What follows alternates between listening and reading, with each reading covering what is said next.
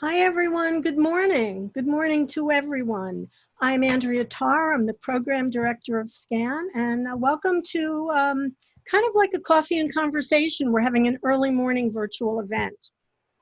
So just a couple of things before we get started. I do want to mention that we are recording this event, and after today, it will be available on SCAN's YouTube channel. We will send everyone the link in an email.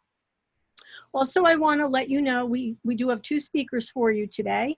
And just take notice at the bottom of your Zoom screen, you should see a chat feature.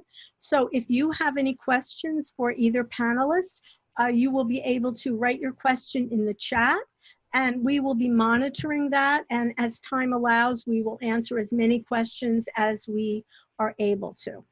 All right, so let me introduce you to Mary Beth. Good morning, everyone. I'm Mary Beth Kwapniewski. I'm the program coordinator here at SCAN. And as Andrea said, the chat feature is at the bottom, and we will be taking the questions after each presenter. So make sure you take the opportunity to enter your questions then. So this morning we have two presenters. Our first presenter is Gary Garland. So I'm going to invite Gary to join us on screen. Good morning, Hello. Gary. Hello, Good morning. Gary. Hi. And I will turn it over to Gary. He has a wonderful presentation ahead for all of us, and we will see you back in a little bit. So thank you, Gary. The screen is all yours. Take it away. Thank you. Thank you, Mary Beth and Andrea. Thank you for having me here. And after me, we have Lindsay. So, we will be saving the best for last, unfortunately, for the audience. But we'll do the best that we can with what we have to work with, which is me. So I'm a certified elder law attorney, one of about 50 in the state. And in the limited amount of time we have available, I wanted to present something that I thought would be interesting to put things into context of where we are now and then what families should do. So I'm going to ask if my screen doesn't share properly, please let me know. But otherwise, I'm presenting to you what we're calling beyond the pandemic. And, again, a little bit about me. I'm a certified elder law attorney, a certified financial planner. I have some other credentials. And if anybody wants a copy of this PowerPoint or PDF, just reach out to SCAN, or you can email us or me, Gary, at njelders.com, and we'll make it available. All right, so without further ado, let's get cracking. So, and it didn't advance the slide. That's the beauty of live. Okay, so I don't want to spend too much time on this, but when I researched polio, which I thought had a parallel to what we're going through now, polio was around for actually a couple of hundred years. And the first epidemic in the US was 1894, and it took quite a bit of time for a vaccine. So now we're hearing that there can be a vaccine in a couple of months, in a year. I just wanted to put things in perspective when we're saying this is a long time, and I understand that. But with polio, I just find it fascinating. People had to live under the gun of polio in significance in the US for about 60 years. 60, and from 17th century Egypt, quite a bit longer than that. So now the coronavirus, first US diagnosis was January 20th, 2020, and will we have a cure soon or a vaccine soon? Will it be right after the elections? I'm not getting into that, but it seems viable with the doctor friends that I have that we'll have a vaccine well within 12 months from now, and cure treatment hopefully sooner. So what should we do now that we're in a crisis? And, you hear commercials and whatnot in these uncertain times, but I think this is far more uncertain than they had been in the past.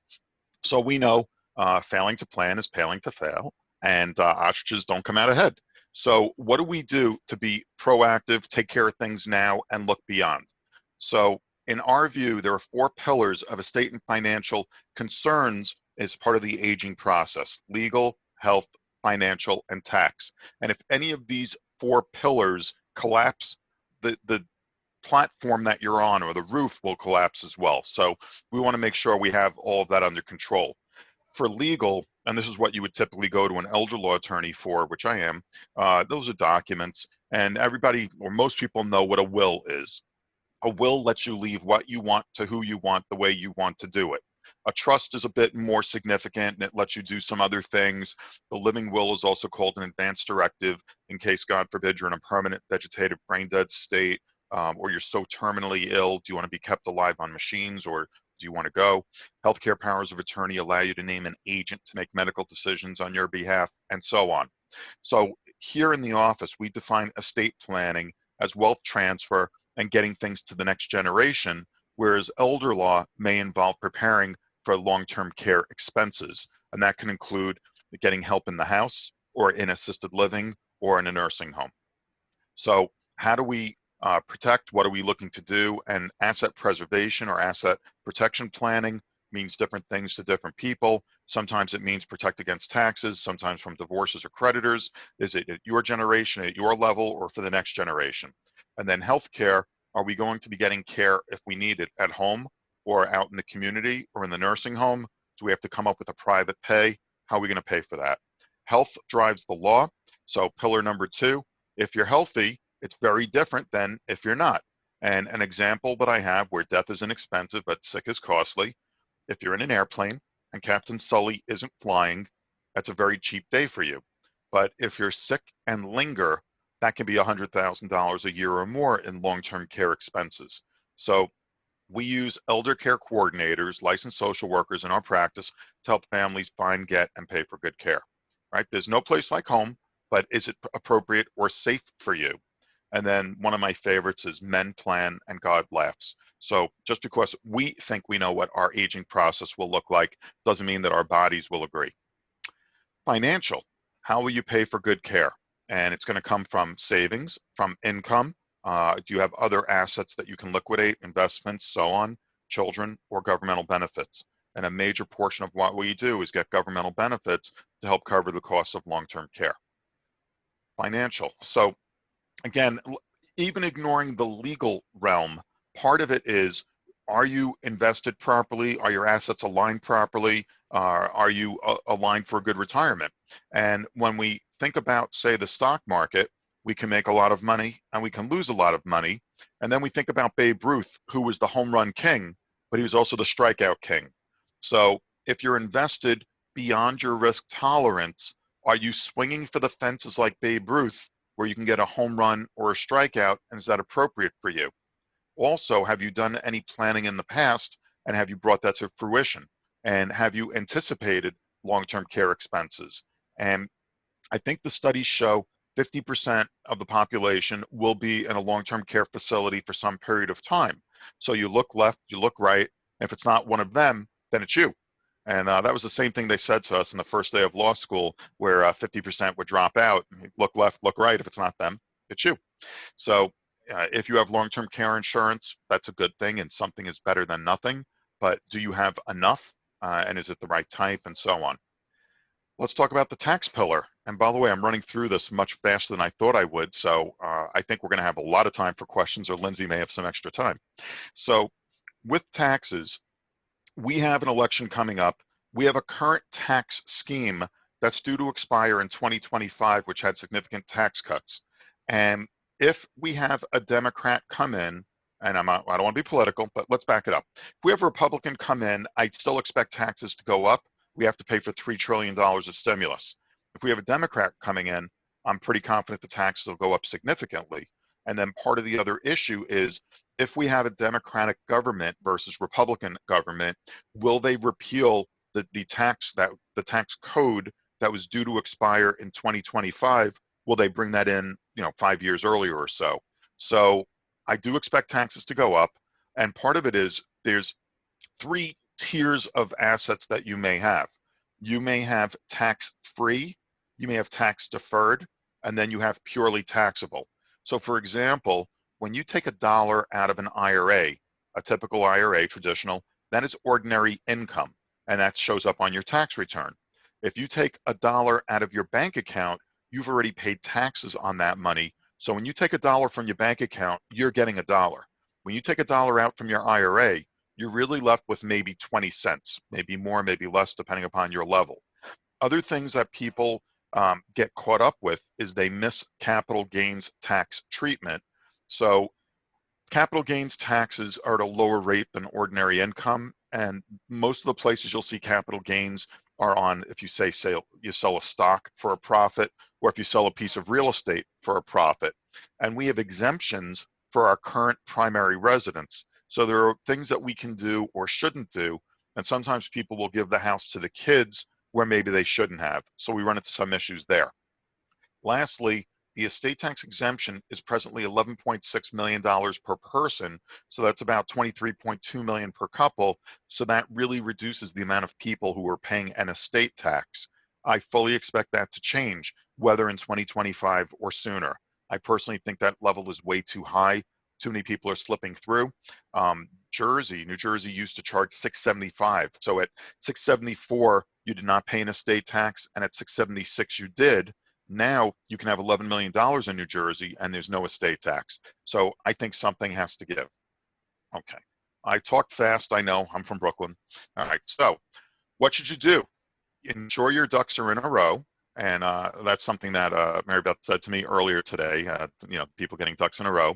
So for legal, we want to make sure we have proper planning, and that can include documents, asset restructuring, and so forth. Health, do we have backups in case you can't take care of yourself or your spouse can't take care of yourself? And part of the problem is people don't always consider what happens if something happens to the caregiver. So if dad is sick and mom is going to take care of him, what happens if she gets sick or has a stroke or a fall or something else? Financial, are we ready for retirement? Are we positioned properly? Are we at the appropriate risk tolerance for where we should be? And are we taking enough risk? And the other thing is, are we going to run out of money? So have we planned against that? And taxes, with proactive tax planning, that can include accelerating some of the taxes you pay now at a lower rate to avoid paying taxes at a higher rate later. So these are some of the considerations that I would say everybody has to be aware of. That's pretty much what I wanted to go over directly. And if we have any questions, if anybody is still awake, I'm happy to try to address them. And if not, if I ran too short, I apologize. Then we have Lindsay. Hey, Gary, it's Mary Beth. I have a question. At what age should someone have a will, a healthcare proxy, and some of those other documents you highlighted earlier in the presentation in place? That's a great question. Thank you. So Abraham Lincoln was once asked, how long should a man's legs be?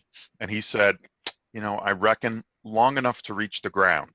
So a typical legacy or wealth transfer age might be age 50 and up.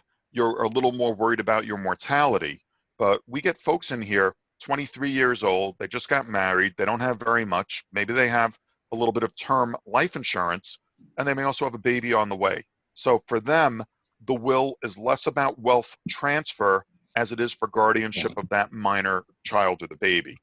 As we get older, the will is, if something happens to me, I want my kids taken care of.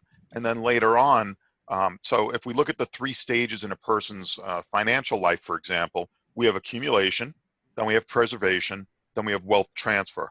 And I would say a will is appropriate at all of these levels. So that's my long-winded way of saying pretty much everyone over 18 should have one. Okay.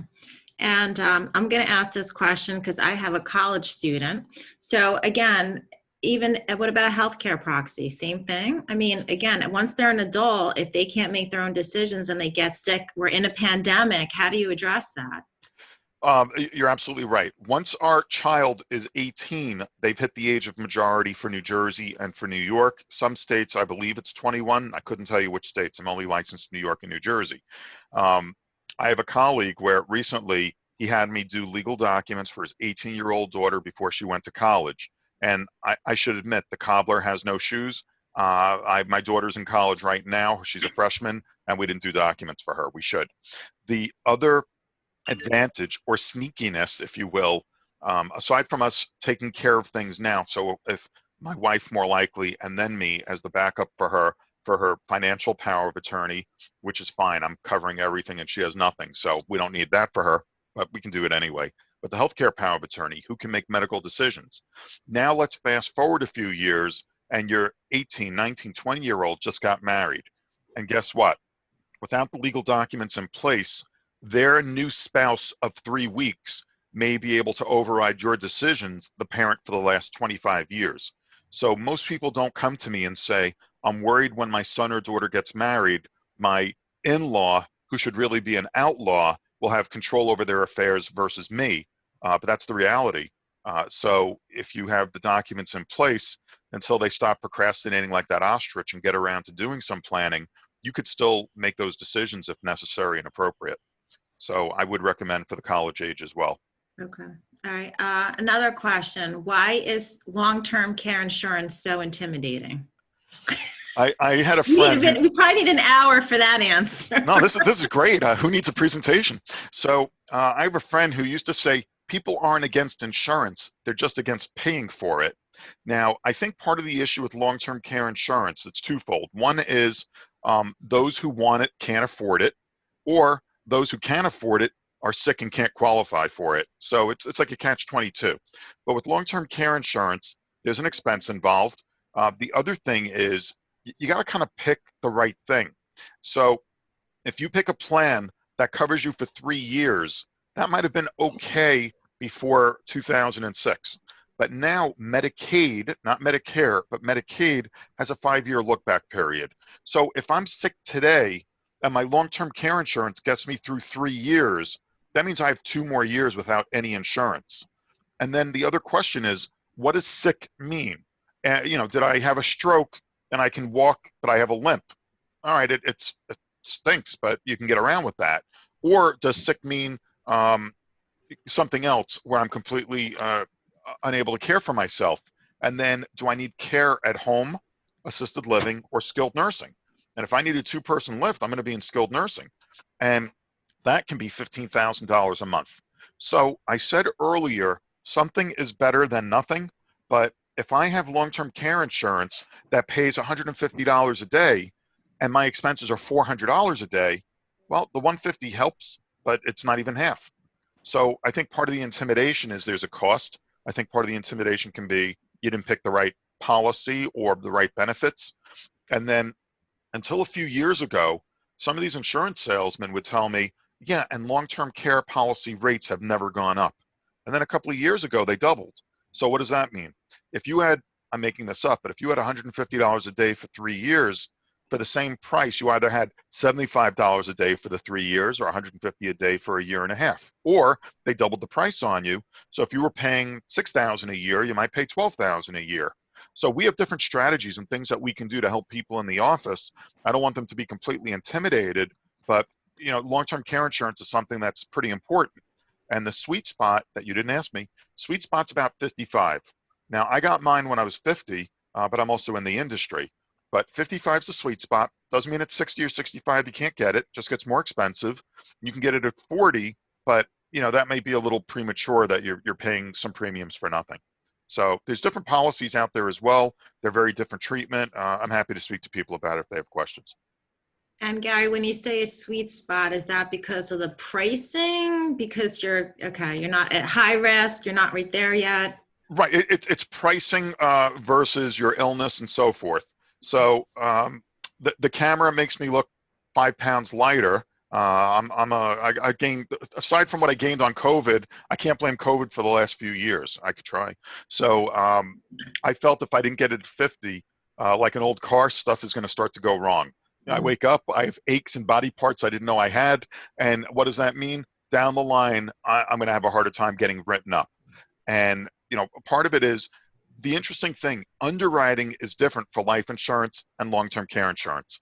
Life insurance, they don't want you dying and they don't care if you're sick after you get it.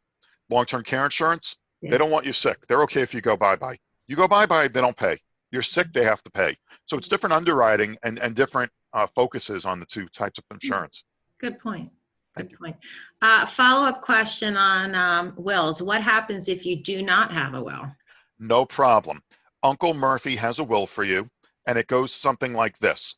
First, it goes to whoever's at your house on Friday nights.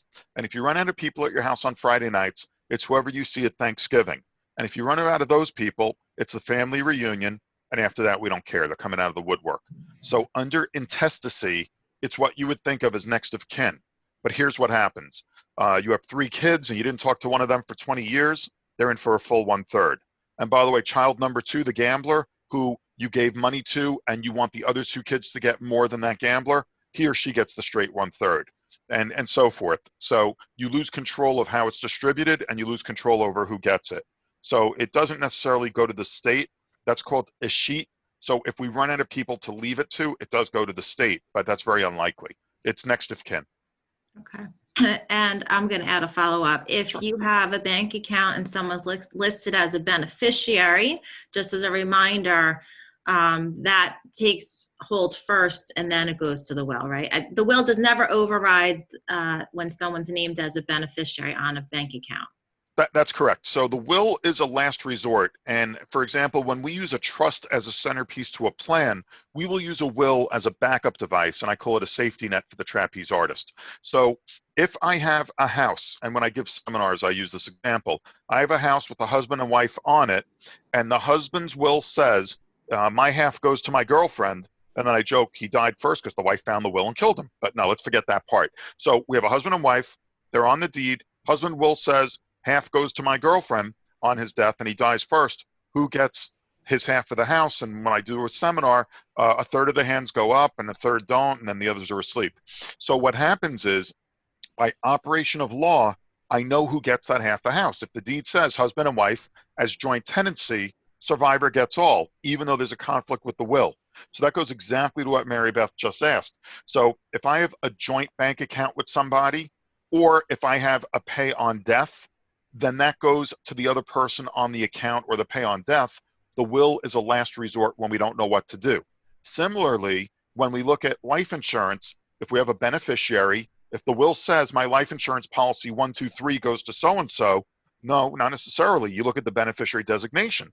And if somehow there is no beneficiary, only then will it go through the will, and the will dictate where it goes. So IRAs, life insurance, joint accounts, all go by operation of law and not by the will. And what was great about what you asked is there can be a conflict where your will says I have 3 kids and I'm leaving everything equally to the 3, but you have someone else on the CD or on a bank account or the life insurance, and it's not going 3 ways. You think it is, but there's a conflict, and that's one of the things we look out for.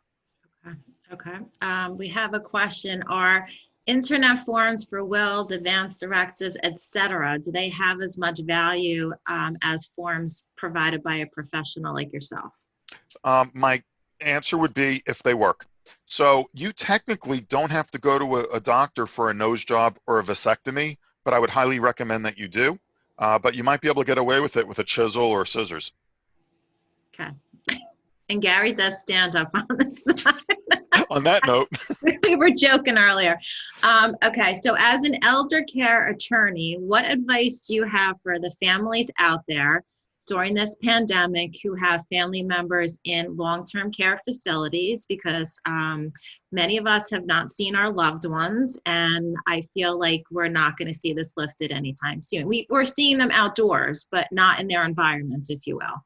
Right. Well, Tina, one of my elder care coordinators, is on the call here, but she had said in the past, some families didn't have their loved ones go into facilities because they were afraid of COVID and whatnot, and they realized, wow, they're tougher than I thought, so that there's some surprises there as well. But as far as the facilities go, you may be able to visit via FaceTime, Zoom, and so forth, or outdoors. And you know, you got to maintain as good a relationship as you can, and you have to have as safe an environment as possible. So it's a real trade-off. We have some families where the spouses have moved inside the facility with their loved one, even though they're healthy and they don't need to be there. But, you know, I don't disagree that the restrictions will not be lifted anytime soon. In fact, you know, they've been talking about a quarantine for October since, I guess, like May. So who knows what's going to happen. We dropped my daughter off at school 2 weeks ago. I expect that we'll be seeing her next week, and I think school will be over for the year other than via remote, but we'll see what happens. So I would work out with the facility, what safety measures they've had, what their requirements are, and try to see your loved one, as you said, outdoors, and Right. preferably not on a nice day. Right. Yes. Okay. We have a question. This gentleman is asking, I have power of attorney for my wife who is battling MS and did not sign the disability side. And we try to get it signed, but my wife doesn't understand what to do as to sign it. What can I do? I don't know what he means by the disability piece of that. Maybe you're familiar with what he's asking. There's multiple types of powers of attorney for finances. So there's immediate and there's springing. So a springing power of attorney only takes effect if you're disabled, and immediate takes effect no matter what. And a durable power of attorney survives incapacity. So you didn't give me a lot to work on with the question, but I'm going to have to hijack the question and say it a little differently. If we have somebody who is not competent to sign legal documents, they don't understand what they're signing, they can't execute legal documents. So we can have somebody who physically can't execute but is mentally all right, and they could be a quadriplegic where we put a pen in their hand and they're blinking or directing us what to do. That's okay. But if we have somebody who can run the Olympics but doesn't understand that I'm your spouse and this allows me to handle the bank account, they can't execute the document, and then we're looking at a guardianship proceeding. Guardianship is a court proceeding where the alleged incapacitated person loses their ability to act, as opposed to a power of attorney where the agent is able to act on behalf of the principal, but the principal, the one giving the power of attorney, can still act as well. So if you don't have somebody who's not competent to execute legal documents and you don't have legal documents in place, you have to go for a guardianship proceeding. Okay. Okay. I don't, oh, hold on. How do professionals like yourself base fees for a consultation or for services? That's the question. Sure. Well, anyone from SCAN, they call us up and we'll do a complimentary telephone consultation. That's easy. We work on a per task basis or flat fee basis. So one of our modules is life care planning, where we're with the family for the year, and that's an expensive proposition, but it depends what it is we're going to be doing for them. Other things, if we do documents, we'll charge based on the task as well. The lawyers will charge hourly. But we found there's two things about hourly. One, I don't like nitpicking and saying somebody was on the phone for 7 minutes and I got to send them a bill for $28 or something. The other thing is with hourly billing, people are afraid to call. They don't want to get a bill. And I would rather, you didn't like the price, but you paid it. We're in for it. And now you have a problem or a question, you call us up and we're not going to charge you. So there was a mentor I knew, and he's since passed, and he used to say, buy the best, cry once. And I like that a lot. So when I was deciding what computer to get my daughter for college, which MacBook, and I'm a Windows guy, but do I get the ultra cheap one, or do I get her a Windows computer where she may have problems, or I sprung for the Mac, and that way she's good. There shouldn't be any problems. It should last her the 4 years unless she loses it, and so on. So buy the best, cry once, as opposed to if you use an internet form, the internet form could work for you, or it may not work for you, and you're playing Russian roulette. And with some of these things, if you don't get it right the first time, there's no second chance, like that woman who couldn't sign the power of attorney. Right. That's good advice. Very good advice. Our chat box is empty. Wow, you really got a lot of questions in. That was awesome. Good. I left a lot of room. No content. I'm going to come back on screen. So thank you so much, Gary. That was very informative. Thank you for spending the morning with us. Again, Gary said he will share his PowerPoint with us. So we do have an email that goes out to all the participants. So if maybe I can attach that, I would just send it out to everyone. Yeah, so I'll make it a PDF, and this way they can see it. They don't need PowerPoint for it. Perfect. Wonderful. All right, Gary. Well, thank you, everyone, so much for joining us. Have a good day. Thanks. You too. Okay. Bye-bye. So I'm going to invite our next guest to join us, Lindsay from CareOne. Come on screen, Lindsay. There's Lindsay, and you just need to unmute your mic. Okay, I'm good. Okay, good morning, Lindsay. So I will give you the opportunity again, introduce yourself, tell us a little bit what CareOne is, and I will get off screen, and that's all yours. Good morning, everyone. I work for CareOne at King James. We're located in the Atlantic Highlands. I'm the Director of Marketing. We are a skilled nursing facility. We have long-term care and we have short-term rehab. And it's about a 50-50 mix here. So today I was going to talk about Beat the Heat is the topic, and we're going to talk about heat stroke prevention. It's been really hot. It's been really humid. Day that seems to be very, very humid. So The temperatures outside this summer have been exceptionally hot with an unpleasant mixture of humidity in the air. We have to be aware and cautious as we hit the beach, send the kids to camp, and embark on vacations to soak up the summer sun. As our exposure outside increases, or I guess it's winding down now, we're heading towards fall, it's very important to be aware of the signs of too much sun, including the risks of heat stroke and heat exhaustion, and the important steps to take to prevent that. So heat stroke is also known as heat exhaustion. It's a common cause of summertime health complications. Some people are more prone than others because the body has to maintain a very narrow range of internal core temperature. It's not uncommon for people to experience heat-related illnesses, especially in the warmer months. We've been seeing some people that are coming into the facility that are, have heat-related illnesses. Just because it's common to experience doesn't mean that it's not also serious or even lethal in some cases. So with a better understanding of what causes heat-related ailments and knowing why hydration is so critical, you can enjoy your leisure time to the fullest. I'm one to also say I don't drink a lot of water, and after preparing this presentation, I'm way more aware of how important it is to stay hydrated.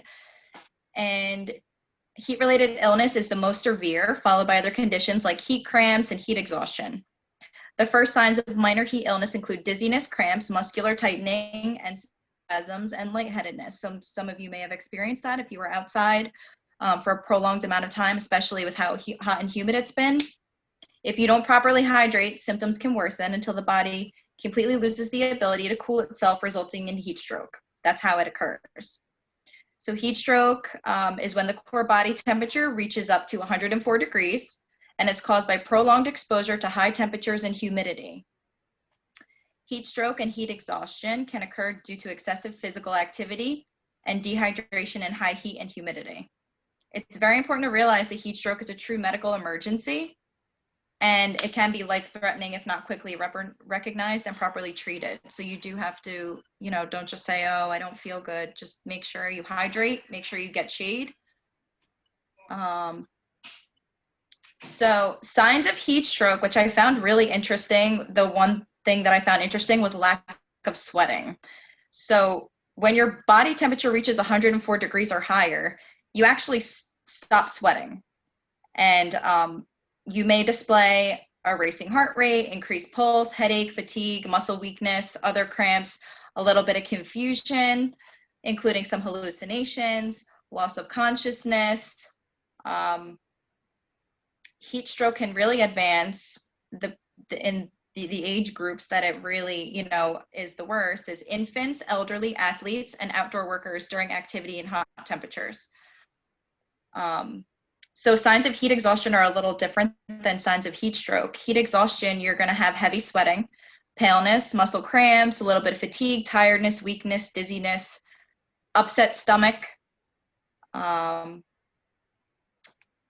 So to prevent heat stroke and to prevent heat exhaustion, you want to stay hydrated, both water and sports drinks to replenish electrolytes and fluids. You want to avoid excessive activity, physical activity outside, and you want to limit your exposure outside in high and humid temperatures. Avoid alcohol, caffeine, soda, and eat foods with high water content, such as fruits and vegetables. If the body suffers from heat exhaustion for too long, this can cause an irreversible damage to several organ systems. So you really, if you don't feel good, you really want to seek medical attention. You really want to make sure that, you tell your loved one, a friend, whoever you're with, that you're really not feeling good, and you don't want to take a risk. Always try to find shade on the humid days, stay out of direct sunlight, drink plenty of fluids. Sorry, I lost my place. Okay, so another thing I found really interesting was no one wants to drink a hot beverage when you're really hot, but it's been a fact that has been proven that the body during heat stroke, your heart muscles won't contract normally and nerve conduction won't occur properly. So you want to drink room temperature liquids instead of ice cold water. You don't want to drink cold water because it constricts your vessels and it makes your body harder to absorb that liquid.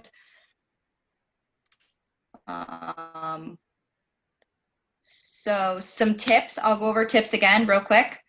Drink water, always check on your friends in your development, your community. Check on friends, neighbors that are at high risk if they have, any sort of risk for a heat-related illness. And always bring sunscreen, water, lightweight clothing, a hat, sunglasses, and just remember that it can be serious.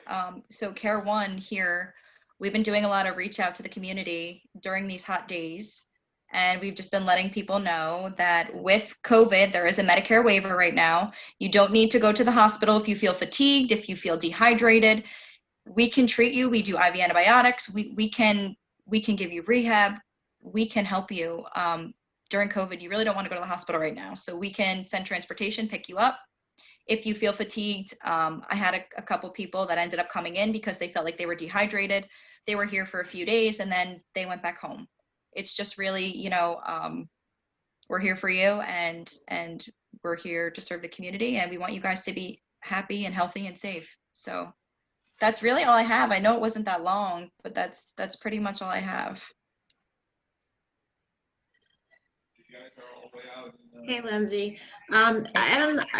Is another way to cool yourself down is putting a cool towel behind your neck to help bring your body temp down. Did that come up at all? Yes. So Okay. there's pressure points. So the back of your neck, your wrists, and your forehead. It said were the pressure points. Okay. All right. And I actually had a question come in. It seems like you addressed it at the same time. Is CareOne considered a designated cooling station? So again, I wasn't aware of that Medicare waiver. So that's good to know. Yeah, so there's the Medicare waiver was originally in place till the end of July. They extended it until October. In my opinion, I think it might be extended again, but who knows? So for now, it's till the end of October. If there's something that we can treat here, you can avoid going to the hospital. We will send transportation and ambulance to pick you up. You can come right here. You'll be here for a few days, and we'll rehab you if you need it, and then we'll send you home. And you don't need to see your primary care physician first. They can come direct to you. Is that correct? As long as you have Medicare, Medicare, okay. You can come right to us, and we are COVID free for about 3 months now. Okay, that's good. Good. And again, as a long-term care facility and a rehab facility, you can potentially address the question that I had asked Gary in terms of family members and how are you working with family members and visiting their loved ones? How is CareOne addressing that? Did you hear me or not? I couldn't know. It cut out. I'm sorry. It says my internet connection is unstable. Okay. So I'm just going to ask you the same question I asked Gary. And during this time, your long-term care facility, how are you managing family members and visiting their loved ones who are staying there at CareOne? So as soon as somebody admits, I just had the hospital call me and ask me the same question. As soon as a patient admits, we quarantine them for 14 days. We have 2 designated units that we quarantine for 14 days. I like to put people in a window so that the family can have window visits as much as they'd like. I had somebody admit it was her birthday. I got her birthday cake. We decorated her room, and her son walked to the window and was a part of it that way when she admitted. After 14 days, they're moved from that unit into what's called the green, and they can do outdoor visits. We're not currently limiting how many a week. It's however many times the family wants to come see their loved one, and that would be outside. Okay. All right. Yeah, those first 14 days are critical. So the window visits do come in handy. That's very important. Yeah. So we try to rotate everybody as often as we can. That way I can always offer a window. Right. Because most times the family just really does, they want to come the same day as the admission, walk right around and see the room, see that their loved one has all their belongings and stuff like that. Yeah. Now it's very difficult to not be a part of that process. It is. All right. Is there anything else that you want to share with our audience about CareOne or the pandemic at this time?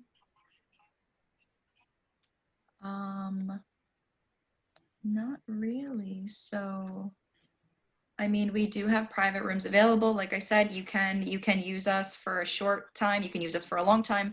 We're really, we're here for the community. I've been doing a lot of community stuff, and it was a pleasure to be on this call this morning. Thank you for having me. Good. Well, thank you. Well, I'm going to pop back on. Well, thank you, Lindsay, for joining us. CareOne is actually presenting our Lunch and Learn in September. Fall prevention is our topic. So thank you, Lindsay, for joining us. Again, contact information will be put up on the screen at the conclusion of the webinar this morning. So thanks, Lindsay. Have a good day. Andrea, you're going to come back on and join me. You too. There's Hi Andrea. there. I'm here. Behind the scenes, everything's being recorded. Okay, so we had two great presentations this morning. We thank everyone for joining us.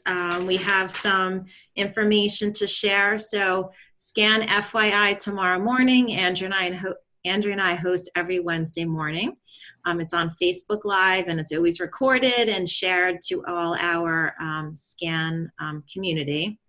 And let me just mention, Mary Beth, tomorrow especially, Gary, who was one of our speakers, he mentioned an elder care coordinator, and coincidentally, and I believe she's on the call, Tina Ruane, who happens to work for Gary, and she is an elder care coordinator. And she is going to be our guest tomorrow on SCAN FYI, so I know that's going to be a terrific conversation. So I want to make sure I mention that. Yeah, that'll be a nice continuation from today. That'll be wonderful.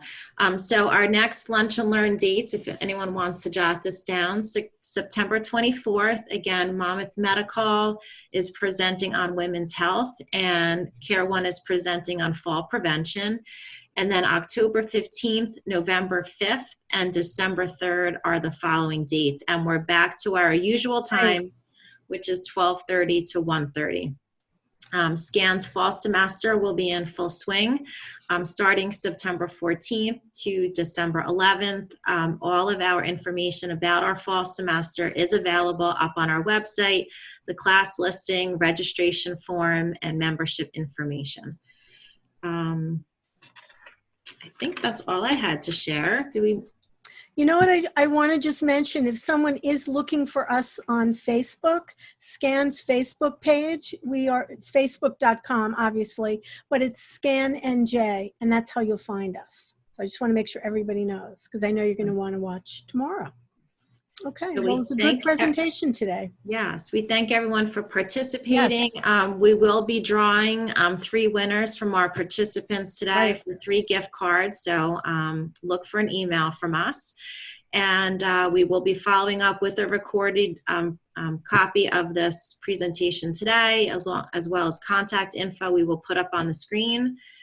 And I think we covered everything. I'm going to put the contact info on the screen right now. Okay, wonderful. Because otherwise we might forget. Okay. Whoops. Okay. So these were our guests today. And of course, if you want to contact SCAN or check out our website, as Mary Beth said, we've got Lunch and Learns. Our new fall semester is starting in September. Go to our website. You can download our class listing, find out everything that is being offered. All right, I think we're good to go then, Mary Beth. Okay, well, thank you again, everyone, for joining us. Have a wonderful day. Stay hydrated. It's going to be a very warm day today, so take the advice from Lindsay. Yes, we'll see you next time at our next Lunch and Learn. And learn, yes. Lunch, we bring the learn. Bye, everyone. Bye-bye.